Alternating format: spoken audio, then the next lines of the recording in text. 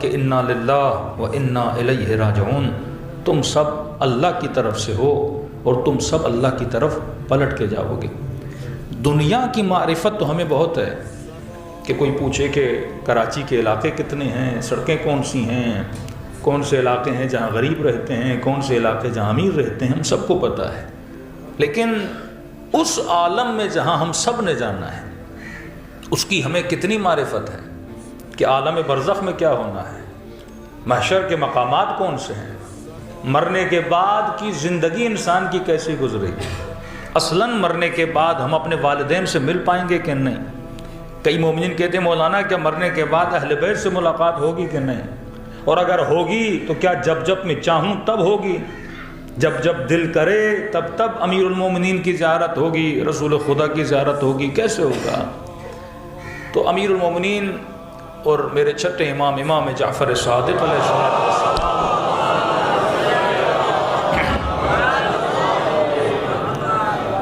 فرماتے ہیں دنیا کی زندگی اور آخرت کی زندگی میں ایک فرق ہے۔ دنیا کی زندگی ایک سوشل لائف ہے، جسے ہم اردو میں بولیں ایک اجتماعی زندگی ہے۔ مثلاً اگر ایک مولانا نے بھی یہاں تک آنا ہے تو کئی اسباب درکار ہیں تب جا کر ایک مولوی یہاں پر آئے۔ اگر میں نے خطاب بھی کرنا ہے تو میری آواز آپ تک پہنچنے میں لاؤڈ کا ہونا ضروری ہے، لائٹ کا ہونا ضروری ہے، مجھے دیکھنے کے لیے آنکھوں کا ہونا ضروری ہے، آپ سے ہم کلام ہونے کے لیے آواز کا ہونا ضروری ہے، آنے کے لیے گاڑی کا بندہ محتاج ہے، یہاں تک کہ آپ کے سفرے پر جب ایک روٹی آتی ہے، یہ روٹی بھی کئی اسباب سے گزرتے ہوئے، کوئی کسان تھا جس نے دانہ ڈالا، گندم نکلی، گندم فلور مل میں گئی، آٹا بنا، آٹا آپ نے لیا، کوئی تھی جس نے روٹی بنائی، تب جا کے آپ کے سفرے پہ کیا آ گئی؟ روٹی آ گئی۔ یعنی یہاں بندہ جی ہی نہیں سکتا اگر انسان اسباب کے ساتھ جڑا ہوا نہ ہو۔ تبھی فرمایا جس کے اسباب جتنے مضبوط ہوں گے وہ زندگی اس کی اتنی کیا ہو جاتی ہے؟ آسان ہو جاتی ہے۔ لیکن فرمایا مرنے کے بعد جو زندگی ہے وہ زندگی بغیر اسباب کی زندگی ہے، یعنی یہاں بدن سے روح نکلی، اب وہ جو عالم ہے وہ عالم اسباب نہیں ہے۔ یہاں تو لوگوں کا محتاج ہے، وہاں پہ بندہ صرف اور صرف خدا کا محتاج ہے۔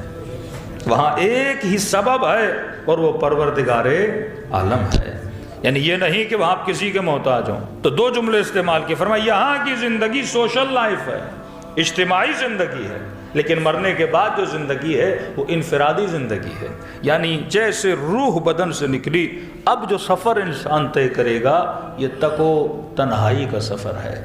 اب یہ نہیں کہ باپ مدد کرنے کے لیے آ جائے، بھائی مدد کرنے کے لیے آ جائے، کوئی غیر مدد کرنے کے لیے آ جائے، کہ نہیں، جتنے سال انسان سفر کرے گا تک و تنہا سفر کرے گا۔ کہ مولا کیا وہاں پہ کوئی مدد نہیں ہوگی؟ فرمایا اگر وہاں پہ کوئی مدد ہوگی بھی تو انسان کے اپنے عمل کی مدد ہے۔ لمحہ لمحہ جو تو نے گزارا ہے، اگر وہ لمحہ ذکر خدا میں گزرا ہے وہاں پہ نعمت بن کر آئے گا، اگر غفلت میں گزرا ہے دعائے 15 امام زین العابدین فرماتے آئے خدا میں پناہ مانگتا ہوں ہر اس لذت سے جس لذت میں تیرا ذکر نہ ہو۔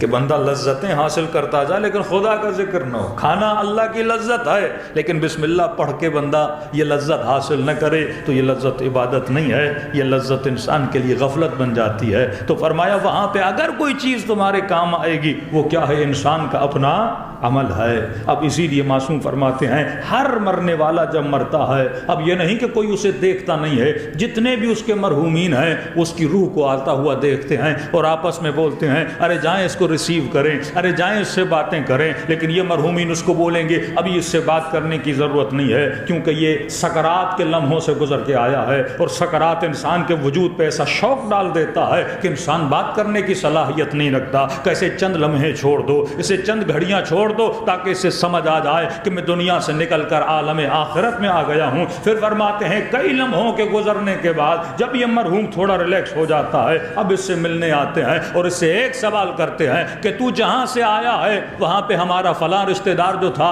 اس کے حالات کیسے ہیں. اس سے پتہ چلتا ہے کہ اوپر والوں کو نیچے والوں کے حالات کا پتہ نہیں ہے اور نیچے والوں کو اوپر والوں کے حالات کا پتہ نہیں ہے. لہٰذا یہ حالات کی معلومات کس سے لیتے ہیں؟ جو دنیا سے وہاں جا رہا ہے. کہ یہ بتا جو وہاں پر ہے اس کے حالات کیسے ہیں. یہاں تک بھی ان کو علم نہیں ہے کہ زندہ ہے یا مر گیا ہے. مالی حالات کیسے ہیں, زندگی کیسے گزر رہی ہے. فرماتے اگر یہ بولے گا کہ وہ مر چکا ہے تو ان کے چہروں پہ مایوسی آ جاتی ہے. اس کا مطلب مر تو چکا ہے لیکن ہم اس سے ملے نہیں ہیں, اور اگر ہم نہیں ملے تو اس کا مطلب یہ ہے یہ وادی سلام کی طرف نہیں گیا ہے, وادی برہوت کی طرف گیا ہے. اور اگر یہ سنتے ہیں کہ وہ زندہ ہے تو ان کے چہروں پہ خوشی آ جاتی ہے. اس کا مطلب ابھی تک اس عالم میں آیا نہیں ہے, اور وہ دعا کرتے ہیں کہ پروردگارا اگر مر جائے تو اسے وادی سلامتی میں لا کر کھڑا کر دینا. صلوات پڑھے محمد وعلی محمد.